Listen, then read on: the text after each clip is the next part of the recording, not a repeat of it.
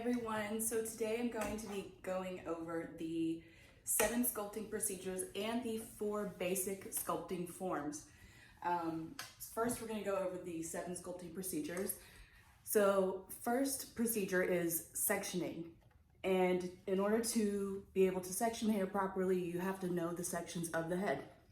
So here we have our nape, below our occipital bone, and in between our crest and our occipital bone, we have our back section, our crown section, top section on both sides, and both of our side sections.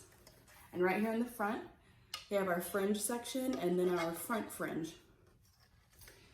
So those are the parts of the head. And then we're gonna need to know for the second procedure, how we position the head. So we have 3 different head positionings. The first is natural fall, which is when the head is going to be in a natural position and the hair falls as it is.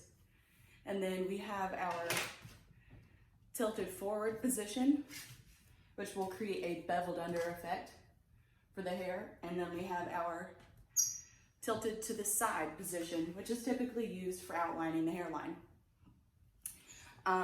And number 3, we have partings.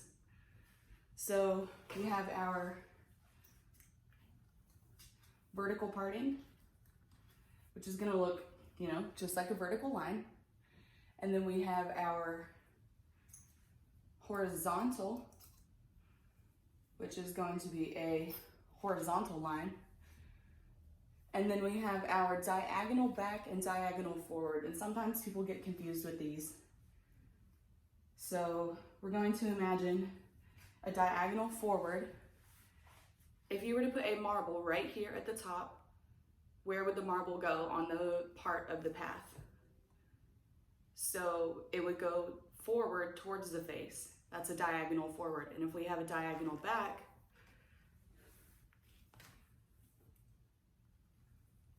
the marble would roll back towards the back of the head. So diagonal back and diagonal forward. And then we also have concave and convex partings, which if you think of it in terms of the celestial axis, that's how you'll be able to think of concave versus convex. So concave, or convex, is gonna be an outward round of the head. Convex is pushed outward. So we have that curved parting. And then we also have concave, which is a curved inward. And think of a inward parting, the word cave going in, and it's a curved inward parting, just like that. And then we're gonna have our distribution, which is the 4th procedure. And we have natural distribution, which is a natural fall of the hair. And then we have the perpendicular distribution. So the distribution would be parallel to the parting. We have our shifted distribution, which would typically be you taking a larger section of hair and bringing it all to one place. And our directional distribution. So this could be maybe you distributing it out a way that is neither parallel or perpendicular to the parting. And then for the 5th procedure, we have projection. And that's gonna be how you're projecting the hair when you're holding it. Excuse me.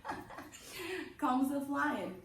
But so whether or not you are projecting it at 0 degrees, which is natural fall, and then we have our 45 degrees, which would be for a graduated cut, and then at 90 degrees from the head, which would be an all over uniform layer cut. And then we have our finger positioning as our 6th sculpting procedure step. Finger positioning is talking about your finger positioning in relation to the hair parting itself. So it can either be parallel, where the lines are parallel to one another, or it could be non-parallel, which your fingers would not be parallel with the parting. And then our final step, our seventh step for our sculpting procedures is the design line, or otherwise known as your hair guide. It can either be stationary or mobile. So with a stationary guide, such as a solid cut, you would bring all of the hair to one place and that would be your guide. Or like your uniformly layered, where you make a cut and then bring that guide all around the head, a mobile guide. And that's it for our 7 steps. So now I'm going to be going over the 4 basic forms of sculpture. Our first one is represented by the color green, and it is our uniformly layered cut, also known as the 90-degree cut, because your mobile guide will be out projected at 90 degrees.